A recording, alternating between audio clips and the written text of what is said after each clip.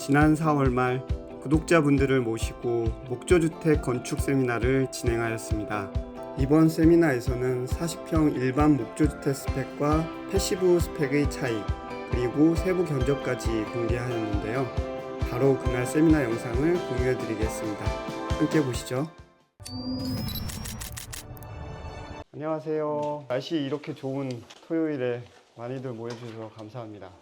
오늘은 그동안에 그냥 러프하게 목조주택의 모든 것 이런 스타일로 자재 관련된 것부터 전반적인 시공 관련된 내용들을 여러분들한테 많이 알려드렸었는데, 아예 오늘은 콕 집어서 특정 건물 하나를 이번 주에 직접 모델링을 다 하셨어요. 그래서 그 모델링으로 일반 목조주택을 지었을 때, 그리고 그걸 똑같은 내용으로 패시브 건축을 했을 때 그거를 뜯어보면서 실제로 어떤 차별성이 있는지, 시공적인 차별성과 함께 결국은 궁금하신 게 그렇게 지었을 때 비용적인 차이는 얼마나 나냐, 이거 많이들 궁금하실 것 같습니다. 그래서 첫 시간은 일반 주택과 패시브 주택에 대한 이제 시공 스펙부터 비용 차이까지 한번 알아보는 시간을 가질 예정이고요. 자, 그럼 바로 이용식 대표님 소개해 드리겠습니다.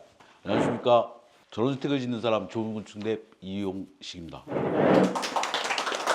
전원주택이나 단독주택을 고민하고 계신 분들이 오늘 다 오셨을 거라고 생각이 드리고, 또 정말 많은 고민들을 가지고 있을 거라고 생각을 해요. 내가 원하는 집을 지을 수 있을까? 예산 안에서 집을 지을 수 있을까? 정말 믿고 맡길 수 있을까? 이런 마음들을 다 가지고 있을 거라고 생각합니다. 저는 여러분들 이런 감정들을 정말 잘 알고 있고요. 제가 자주 드리는 말씀 중에 싸고 좋은 집은 없다라고 다들 많이 들어보시고, 저도 자주 얘기하는 얘기입니다. 하지만 싸고 좋은 집은 없지만 비용이 적게 들어가는 집들은 있습니다. 어떤 구조적인 거와 어떤 마감재나 이런 것들을 단순화시키고 평면화시키면 비용이 조금 적게 들어가는 집들. 그래서 저희가 오늘은 저희 좋은 건축에서 드리는 단층 40평에 다락방이 30평까지 들어갈 수 있는 모델을 가지고 공정병을 비용과 시공 디테일 이런 것들을 가지고 설명을 드리려고 해요. 며칠 동안 이 집에 대해서 모델링을 조금 해봤어요. 그러면 저희가 실제 짓는 집에 대한 모델링이고, 저희 회사는 보시면 기본적으로 터파기는 GL에서 90cm 정도 터파기를 해요. 동결 심도라고 많이 들어보셨을 거예요. 대부분 여주 지역 이런 지역이 90cm 정도의 동결 심도가 나와요. 이 동결 심도는 사실 지역의 차이도 있지만 해가 들고 안 들고의 차이는 정말 커요. 저희가 실제로 땅을 파보고 시공을 하다 보면 여주 지역의 동결 심도가 80 정도가 나오긴 해요. 근데 해가 잘 드는 지역은 30cm 이상 안 얼어요. 근데 해가 안 드는 지역은 80cm까지 얼 수도 있겠죠. 그런 것들 생각해서 터파기는 동결 심도를 기준으로 해서 대부분 터파기를 하셔야 된다고 생각을 하시고, 그래서 저 밑에 남부 지역, 제주도 지역 이런 지역은 30cm 이렇게만 터파기를 하고 있는 걸로 알고 있어요. 근데 저희는 그쪽 지역을 내려가도 동일한 터파기는 900 정도를 터파기를 하고 있고요. 터파기 90cm 정도를 하고 저희가 잡석 시공, 버린 콘크리트 시공을 100mm씩 해요. 잡석 시공을 하는 이유는 바닥층의 배수를 원활하게 해주는 역할도 하고, 그리고 또 집안을 조금 더 튼튼하게 해주는 역할이 잡석 시공이에요. 그리고 그 위에 이제 10cm 정도의 버린 콘크리트를 제가 시공을 하는데, 이 버린 콘크리트는 크게 하는 역할은 없는데 저희가 땅바닥이나 돌 자갈이에다가 먹줄을 놓을 수가 없잖아요. 정확한 집의 도면 치수대로 집을 짓기 위해서 버린 콘크리트를 시공을 하고 있어요. 그리고 요 위에는 이제 PE 필름, 비닐이라고 하죠. 일반적으로 비닐이라고 하는 이 PE 필름을 위에 깔고 그 위에 EPS 단열재 100mm를 기초면에다 시공을 하고 있어요. 이 PE 필름하고 100mm 단열재의 성능은 일단 비닐이니까 그 땅에서 올라오는 습, 그리고 단열 성능 이런 것들을 확보하기 위해서 하는 작업들이고, 이런 작업들을 해주면 집의 전체적인 컨디션이나 쾌적성까지도 같이 확보해 줄 수 있어요. 저희가 GL에서 보시면 매트 기초는 약 40cm가 올려서 쳐요. 보시면 밑으로는 900을 파고 위로는 400. 그래서 약 1300 정도에 되는 네, 기초가 형성이 된다고 보시면 되고 여기 들어가는 저희가 철근은 10mm, 13mm, 300cm, 30cm 간격으로 복배근으로 그렇게 시공을 하고 있어요. 요게 저희가 일반적으로 짓는 저희 주택의 기초에 대한 매뉴얼이에요. 여기에 대한 비용은 제가 조금 있다가 맨 마지막에 전부 다 다시 한번 설명을 드릴 거고요. 그리고 기초 타설 시에 꼭 해야 되는 부분들이 일단 수도 인입, 그 다음에 오폐수, 배관들, 그리고 바닥에서 올라오는 전기들, 이런 배관들은 저희가 미리 꼭 같이 시공을 해요. 보시면 사진 자료를 잠깐 보여드리면 아까 말씀드렸던 기초 톱하기는 요 정도가 90cm 정도가 되는 톱하기를 하고 있고요. 근데 동결심도까지를 파줘야 되는 이유가 또 한 가지 더 있는 게 우리 수도 배관이 들어와야 되잖아요. 수도 배관이 동결심도 이상의 동결심도가 50cm인데 30cm의 수도 배관을 묻었다. 이러면 그 인입 배관이 얼 수가 있겠죠. 네. 그런 것들은 생각은 해주셔야 되고요. 이렇게 버림 톱하기 한 데다가 잡석 다짐을 하고 버림 콘크리트 타설을 합니다. 그리고 이건 선택사항이에요. 패시브 주택을 질 때는 꼭 요 외벽에 이렇게 XPS 단열재가 아닌 XPS 단열재, 압축뼈 단열재로 기초 외 단열을 같이 해주고 있어요. 우리 EPS는 사실 외벽에 좀 시공했을 때 어떤 물에 대해서 물을 먹거나 이런 경우들이 있는데 XPS 단열재는 물에 대해서 조금 더 강해요. 그래서 그냥 노출시킬 수 있는 단열재라서 그 땅에 묻을 때 같이 이렇게 단열재를 하고 있고 요거는 패시브 주택이 아니라 일반 주택이라도 선택을 하실 수 있는 것들이에요. 아무래도 하면 조금 더 좋은 효과를 보실 수가 있습니다. 여기까지가 기초에 대한 사진들이었고 이제 골조에 대한 것들을 진행을 해보겠습니다. 정량 목구조에 들어가는 일단 1층 골조에 대한 것들이고요. 실제 우리 그 기초의 사이즈는 우리 건물의 그 도면이 있잖아요. 그 치수보다 기초의 사이즈는 외벽 면적으로 약 14cm 정도를 더 크게 만들어요. 이 14cm의 두께는 2x6, 여기 들어가 있는 골조 자리들이 2x6거든요.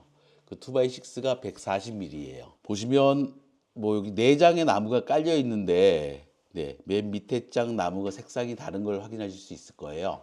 요거는 저희가 맨 밑에 장은 방부목으로 대부분 다 시공하고 있고 저희도 마찬가지로 방부목으로 있고요.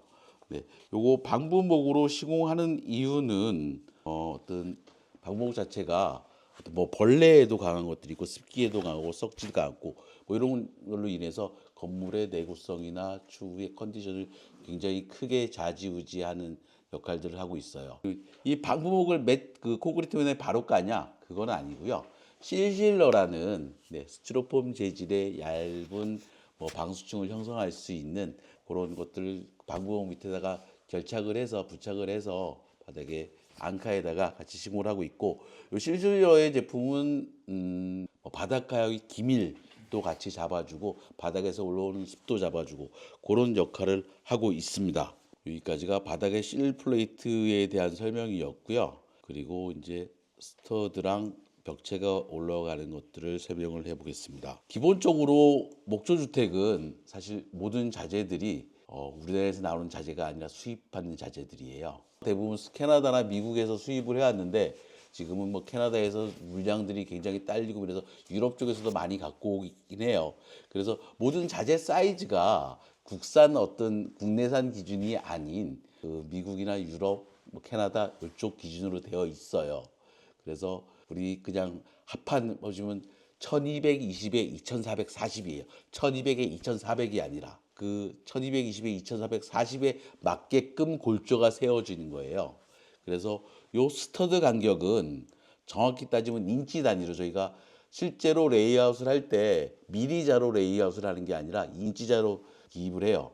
인치자로 16인치 단위로 16인치면 406mm, 407mm 이 정도가 16인치예요.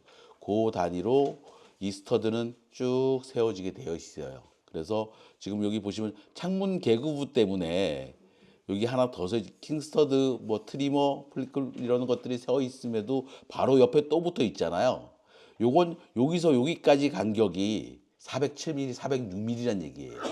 406mm, 407mm 간격은 그대로 다 가고 중간중간에 어떤 계급부나 이런 것들을 위해서 보강해 주는 것들은 더 그냥 하나씩 더 세워서 이렇게 보강을 해 주는 것들이에요. 그리고 지금 이거 보시면 옆으로 돼 있는 조금 더 큰 부재가 있잖아요. 이건 헤더라고 하는 부재예요. 여기에 들어가는 창을 받치기 위한 요 부재들이고 옆으로 보면 요 바로 옆에 붙어 있는 걸 킹스터드라고 하고 밑에 있는 건 뭐 트리머라고 하는데 요거는 저희가 기준상을 말씀드리면 1800 계급부까지는 트리머를 한 개만 써도 돼요. 근데 지금 보시면 여기는 밑에 붙인 부재가 3개가 붙어 있잖아요. 네, 요건 간격 따라 2400 정도가 되면 2개가 쓰고 3000이 넘어가면 뭐 3개 쓰고 더 많은 경우 4000이 넘어가면 뭐 4개, 5개까지 쓰는 경우도 있어요. 그래서 요 헤더를 받칠 수 있는 요 트리머라는 부재를 그 어떤 계급부의 간격에 맞게끔 더 많이 보강을 해줘야 돼요. 그리고 이 계급부 사이즈는 실제 뭐 1000에 1000 창문이다 그러면 기본적으로 20mm 내지는 30mm를 크게 뚫어줘야 돼요. 목조주택은 굉장히 정확하게 뚫려요. 그러니까 저희가 실제 이 건축물을 지면서 오차 범위를 2mm를 두고 건물을 져요. 네.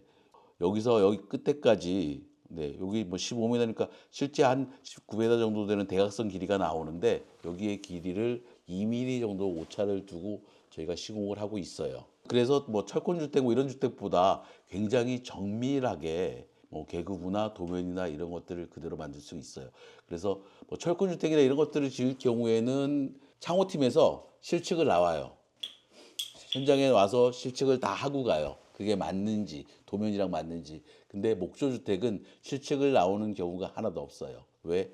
그 치수 정확하게 나오기 때문에. 그리고 아까 말씀드린 뭐 20mm, 30mm 정도의 여유폭을 주는 이유는 어쨌든 정확하게 갖다 끼워 넣을 수는 없잖아요. 이 틈이 생길 거 아니에요. 그 틈에 단열하고 기미를 더 정확하게 하기 위해서 뭐 우레탄 폼 아마 유튜브 많이 보신 분들 공부하시는 분들은 아실 거예요. 우레탄 폼을 정확하게 다 넣기 위해서는 어느 정도 여유폭이 있어야 돼요. 이게 최소 10mm, 그래서 15mm 정도의 여유폭을 줘야지 그 안에 기밀하게 우레탄 폼을 싸서 채울 수가 있어요. 그래서 일반적으로 20mm, 30mm 정도의 여유폭을 줘서 이 계급부는 뚫고 그 폭까지 다 계산해서 헤더, 트리머, 뭐 킹스터드 이런 것들을 다 짜주신다고 생각하시면 돼요. 2층 바닥에 대해서 설명을 드릴게요. 2층 바닥은 우리 골조 올라가는 벽체, 요 수직 벽체는 140mm짜리 2x6로 사용을 한다고 했잖아요. 근데 2층 바닥은 어떤 구조에 따라서 235mm 아니면 285mm, 뭐 2x10이나 2x12 제품으로 사용을 해요. 그래서 저희는 요 정도 스펙은 2x10으로 다 하중이 견딜 수 있는 뭐 도면이라서 제가 2x10으로 요건 다 레이아웃을 잡아놨고요. 2x10도 똑같이 아까 말씀드린 대로 요것도 400 간격으로. 그리고 또 중요한 거는 보시면 스터드와 위에 올라가는 요 플레이트가 같은 라인이에요. 미리 말씀드리면 1층 벽체 그리고 2층 바닥, 지붕, 뭐 2층 벽체, 지붕까지 다 한 라인으로 그래서 그 위에 받는 하중이 그 뭐 플레이트, 스터드, 플레이트, 스터드 계속 타고 내려올 수 있게끔 그렇게 한 라인으로 다 시공을 하고 있어요. 그래서 이것도 뭐 지키냐 안 지키냐에 대해서 건물의 컨디션이나 뭐 건물의 울림이나 이런 것들이 조금 차이가 날 수도 있습니다. 그리고 여기 보시면 뭐 여기 구조빔이라고 적혀 있는데 요 스펙은 여기가 한 5m 정도의 스펙이 길이가 나와요. 스판 길이가 나오는데 우리 일반적으로 쓰는 구조재의 길이는 6m예요. 20피트. 네, 6,140 정도 20피트 이상 되는 구조재는 없어요. 근데 그 구조재 하나로 지금 보시면 여기에 대한 하중을 요 벽체랑 여기서 받아야 될 거 아니에요. 구조재 하나로는 저 하중을 받아낼 수가 없어요. 바닥에 대한 하중을. 그래서 이렇게 오픈되어 있는 공간들에는 최소한 4m 이상 되는 길이에 오픈돼야 되는 공간들은 무조건 공학용 목재 내지는 구조재를 여러 겹을 거쳐서 구조빔을 만들어서 사용해 주셔야지만이 2층의 하중을 다 견딜 수가 있어요. 이것도 더 길어져서 6m, 7m 정도가 되면 고학용 목재 구조빔을 써도 조금씩 쳐져요, 실제로요. 근데 저희가 뭐 해보면 뭐 크게 문제는 안 되는데 저희가 2층 방통, 2층 집 같은 2층에도 보일러를 깔고 몰타를 다 불 거 아니에요. 그걸 해놓고 레이저를 띄워놓고 보면 뭐 5mm에서 10mm 정도 약간 처져 있는 것들을 실제로 저희 눈으로 많이 확인했고 실제로 그런 현상이 일어나요. 그래서 조금 더 튼튼하게 하기 위해서 무조건 뭐 저 큰 부재 내지는 고학용 목재 구조빔 뭐 이런 것들을 만들어서 사용을 해주신다라고 생각을 하시면 돼요. 그리고 2층의 바닥에 들어가는 합판은 일반 우리 벽체에는 11.1mm OSB 합판이 쳐지는데 그 바닥에 수평으로 들어가는 이런 합판은 TNG 합판 18.3mm 짜리 합판으로 갖고 시공을 해주셔야 되고요. 이 TNG 합판은 일반 합판보다 훨씬 더 안정적이고 서로 맞물려요. 일반 합판은 그냥 갖다 벽에다 치는 것들은 갖다 못을 박는데 TNG 합판은 서로 맞물리게끔 돼 있어요. 그래서 더 튼튼한 것도 있고 뭐 기밀성도 좋아지고 네, 구조적으로 조금 더 많은 역할을 하는 합판들이 TNG 합판이라고 생각을 하시면 되고 이 TNG 합판은 2층 바닥, 뭐 3층 바닥면에 쳐주는 합판들이 TNG 합판이라고 생각을 하시면 될 것 같아요. 그러면 2층 바닥까지 했으니까 이제 지붕을 올려볼게요. 저희는 뭐 지붕 부재 뭐 대부분 다 2x10 아까 그 38mm에 235mm 정도의 부재를 써요.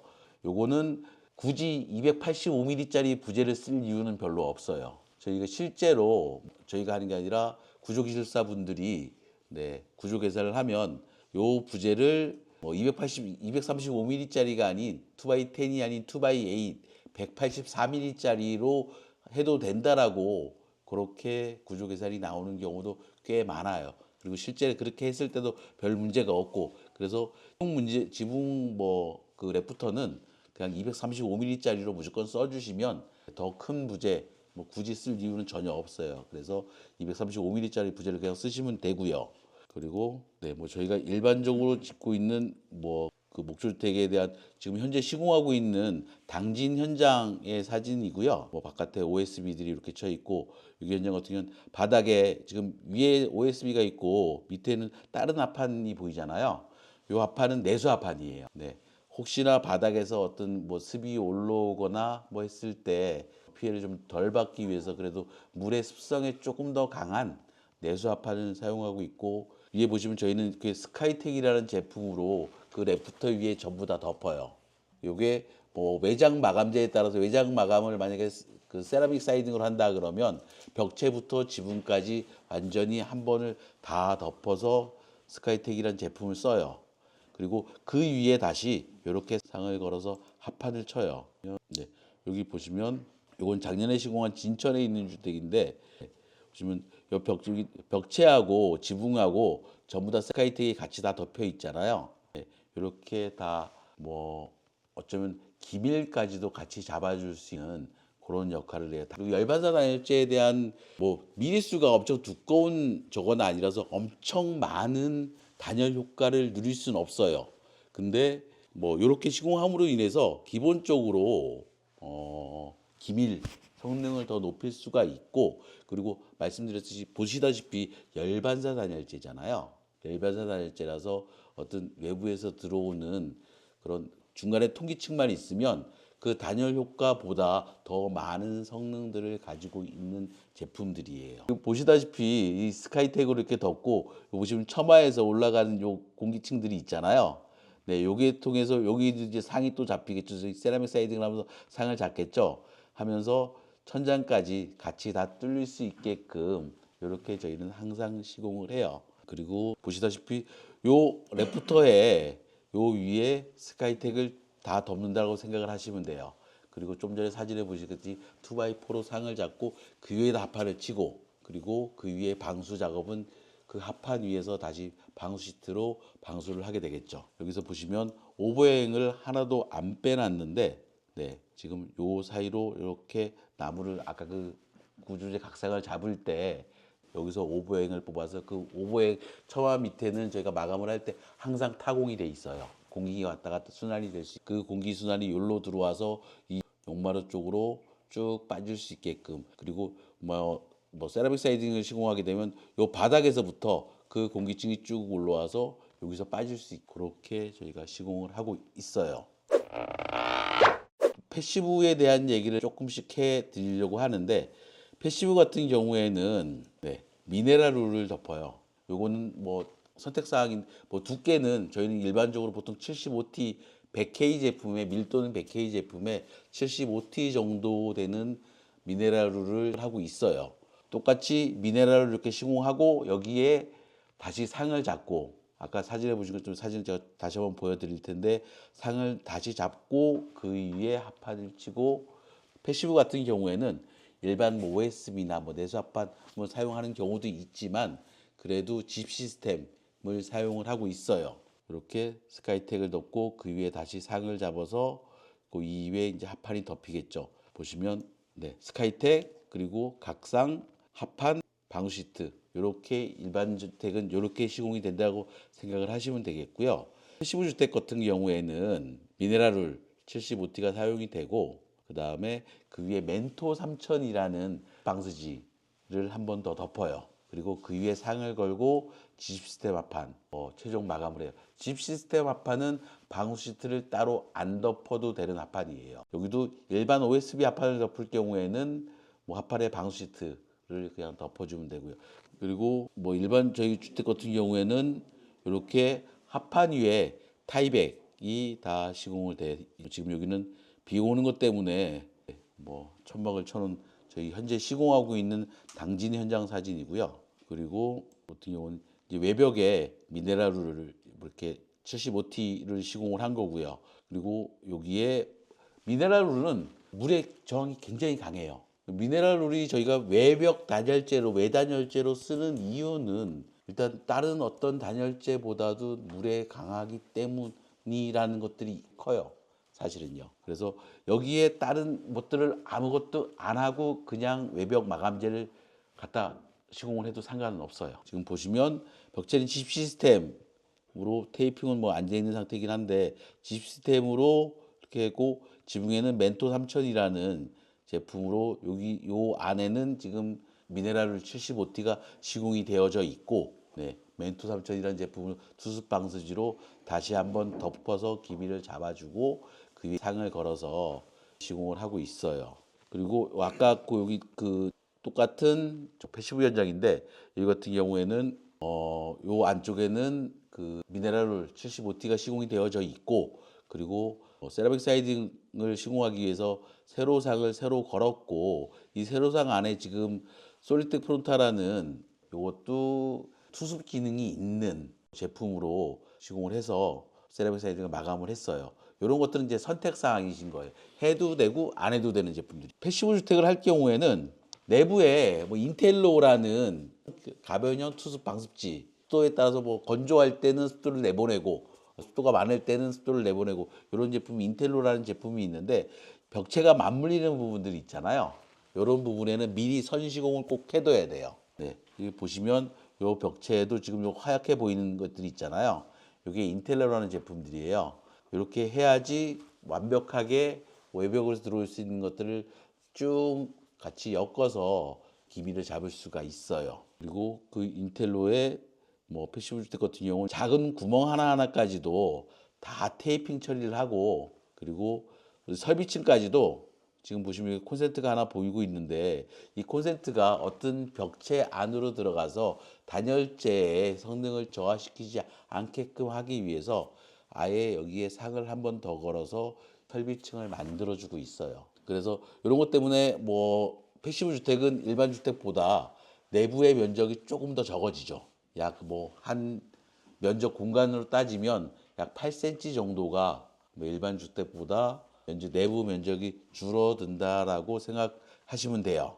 그리고 이 인텔로는 작은 구멍 하나까지도 저희가 파나 테이프라는, 이 테이프 자체도 굉장히 고가 제품이에요. 하나에 뭐 5만 원 정도씩 하는 테이프를 가지고 작은 구멍 하나까지도 테이핑으로 전부 싹 다 말아서 저 공기층 하나도 빠지지 않게끔 그렇게 시공을 하고 있어요. 준비한 요 영상들은 여기까지고, 여기 이제 금액에 대해서 조금 설명을 해 드리려고 해요. 보시면 거기 제가 나눠드린 프린트물을 한번 쭉 봐주세요. 뭐 쭉 설명을 해드리면, 네, 첫 번째 그 가설공사 및 폐기물 처리 뭐 이것들은 우리가 집을 지면서 나오는 폐기물들이 있을 거고, 그리고 집을 짓기 위해서는 네, 아시바 뭐 구조 세워야 되잖아요. PT 아시바를 세우 비계라는 이런 아시바를 설치를 해야 되고, 요 설치하는 비용이 뭐 패시브 주택이든 일반 주택이든 사실은 패시브 주택이 좀 더 많이 나오기는 해요. 왜 그 미네랄을 뭐 이런 것들을 쓰면 아무래도 폐기물이 더 많이 나오겠죠. 그래서 더 나오긴 한데 동일하게 그냥 한 880만 원 정도, 요 880만 원 정도는 뭐 보고 계신 요 모델링에 대한 비용들을 저희가 정리를 해봤고, 그리고 기차공사는 일반 주택 같은 경우는 한 2,400만 원, 그리고 패시브 주택 같은 경우는 2,500만 원. 요 차이는 아까 제가 말씀드린 기초 외단열, XPS로 외단열을 했을 경우와 안 했을 경우, 요 차이가 약 한 150만 원 정도의 차이가 나서 요 정도 금액의 차이가 나고, 여기 들어가는 뭐 조금 세부적으로 말씀을 드리면 철근은 뭐 한 2.5톤 정도로 잡았고요. 그리고 레미콘은 약 한 70누베 정도가 들어가요. 그리고 저희가 버링 콘크리트를 칠 때는 이 버링 콘크리트 역할은 먹줄을 정확하게 놓기 위함이라고 했잖아요. 이 버링 콘크리트는 강도가 180짜리를 일반적으로 쓰고요. 그리고 본 타설은 저희가 240짜리 강도의 레미콘을 사용을 하고 있어요. 그렇게 해서 총 비용이 약 150만 원 정도 차이 난다고 생각을 하시면 되고요. 그리고 두 번째 골조 공사를 보시면, 이 골자는 아까 말씀드린 거기에 들어가는 나무, 합판, 각상, 뭐 집 시스템, 그리고 뭐 그 방수 시트, 스카이텍 뭐 이런 것들을 다 포함한 금액들인 거예요. 뭐 이랬을 경우에 일반 주택을 졌을 경우에는 인건비까지, 시공 인건비까지 총 다 해서 약 5,500만 원 정도가 들어갈 거예요. 요 주택은요. 그리고 뭐 집 시스템이나 뭐 어떤 저 패시브 주택을 적용했을 때 뭐 집 시스템이 들어가는 것도 있지만은 각상들이 훨씬 많이 들어가요. 네. 이런 비용들이, 그리고 인건비도 더 들어가겠죠, 당연히. 그렇게 따지면 약 한 6,700만 원 정도. 그래서 비용 차이가 약 1,200만 원 정도 골조 부분의 일반 주택과 패시브 주택의 차이가 나고 있어요. 만약에 똑같은 창호를 쓰면 뭐 패시브 주택이나 일반 주택이나 동일하게 다 시공을 하기 때문에 동일하게 2천만 원 정도가 동호나 창호 공사에 들어가신다고 생각을 하시면 돼요. 그리고 외장 마감인 지붕 공사도 저희가 리얼 징크로 잡았고, 네, 요 공사도 1,420만 원, 뭐 패시브 주택이나 일반 주택이나 동일하게 들어가시면 되고, 일단 알루미늄 징크로 하시면 약 한 400만 원 정도가 더 올라가요. 그리고 기어로 하시면 한 600만 원 정도가 올라갈 거예요. 그리고 싱글로 하게 되면 한 600만 원 정도가 떨어질 거예요. 그리고 외장 공사도 동일해요. 여기는 세라믹 사이딩으로 전부 다 잡아놨고, 뭐 코너석 이런 것들 다 사용을 해서 사용했을 때 약 1,850만 원 정도가 외장 공사로 들어가고 있어요. 그리고 전기통신공사도 똑같이 들어가겠죠. 뭐 패시브 주택이라고 해서 등이 더 들어가고 일반 주택이라고 해서 등이 덜 들어가고 이런 것들은 아니기 때문에 동일하게 다 들어갈 거예요. 그리고 설비 공사 뭐 1,500만 원 정도가 들어가고, 여기에는 제가 기본적으로 이중 배관을 하고 있고요. 그리고 바닥 단열재는 뭐 간혹 XPS로 깔아달라고 하시는 분들이 있는데, 근데 뭐 미리 말씀을 드리는데 바닥에 뭐 아시는지 모르겠지만 딱딱 소리 나는 집들이 있어요. 제가 지은 집도 있었고요. 딱딱 소리 나는 집들인데, 이게 XPS를 깔았을 경우에 그런 하자율이 훨씬 더 높대요. 근데 이게 뭐 때문에 생기는 하자인지 뭐 그 누구도 몰라요. 심지어는 다 걷어내고 새로 했는데 또 소리 난다는 집도 있어요. 근데 뭐 설비팀에 확인해 본 결과는 XPS가 일단 기본적으로 확률이 더 높다. 깔지 말자. 그래서 바닥 단열재는 방통 치기 전엔 단열재는 S는 가급적이면 안 깔려고 하고 있고, 뭐 만약에 소리 난다고 했을 때 그냥 감수하시겠어 하시겠다 그러면 뭐 그때는 깔아드릴 수가 있습니다. 그리고 뭐 단열 내장 공사에서도 약 한 1,800만 원 정도 차이가 나요. 네, 이거는 그 내부에 들어간 인텔로 뭐 이런 것들도 있고, 그리고 외단열로 쓰는 미네랄울 단열재 요 비용이 굉장히 크게 좌지우지해서 그 정도 차이가 난다라고 생각을 하시면 돼요. 그리고 기본적으로 제가 패시브 하우스를 하게 되면 열외수 환기 장치를 의무적으로 다 들어가죠. 이 열외수 환기 장치는 요 주택을 가지고 뭐 견적을 매기면 뭐 경동거 이런 것들이 국산 제품들 있잖아요. 그리고 뭐 잡자재 같은 데서 사용하는 수입산들이 있잖아요. 이런 것들은 1,500만 원 정도가 나오신다라고 생각을 하시면 돼요. 그리고 그 외에 이제 마감 비용들은 거의 차이가 없어요. 뭐 일반 주택이나 뭐 패시브 하우스나 골조랑 내장 단열재 이런 거에 대한 차이가 그 일반 주택이랑 차이가 있죠. 그래서 요 두 가지에 대해서 비용을 따지면 뭐 일반 주택 같은 경우에는 약 2억 8,300 지금 보고 계시는 그 도면, 그리고 패시브 주택으로 제가 지금 설명드린 그 스펙으로 지었을 경우에 약 한 3억 2천 정도 이렇게 비용이 나오고 있어요. 요 비용의 차이는 약 한 3,700만 원 정도가 되죠. 요 주택이 사실 뭐 건축 면적으로 따지면 40평이지만 실제 다락방이 30평이 나오는 주택이고, 그래서 그냥 일반적으로 우리 다락은 0.5 친다고 하잖아요. 그렇게 따질 경우에 한 55평 주택의 규모로 생각을 하시면 될 것 같아요. 그랬을 경우에 요 정도의 금액이 형성이 되고 있어요. 일단 패시브 주택은 뭐 단열적으로도 좋은 것도 있지만은 기능적으로 건물의 컨디션을 조금 더 안정적으로 유지할 수 있어요. 그리고 또 아까 말씀드렸듯이 인텔로 뭐 이런 걸로 기미를 완벽하게 잡는, 작은 틈 하나 안 생기게끔 완벽하게 잡는다고 했잖아요. 뭐 벌레 이런 것도 사실은 조금 더 완전해질 수 있어요. 네. 제가 오늘 준비한 2부 순서는 간략하게 여기까지 했고, 혹시 뭐 질의하실 것들 있으시면.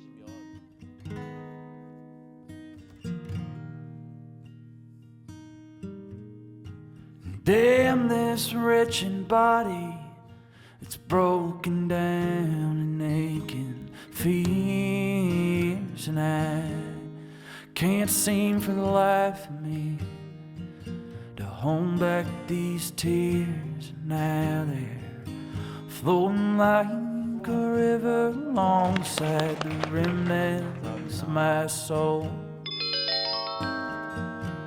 I'm strung out in the heartland alone.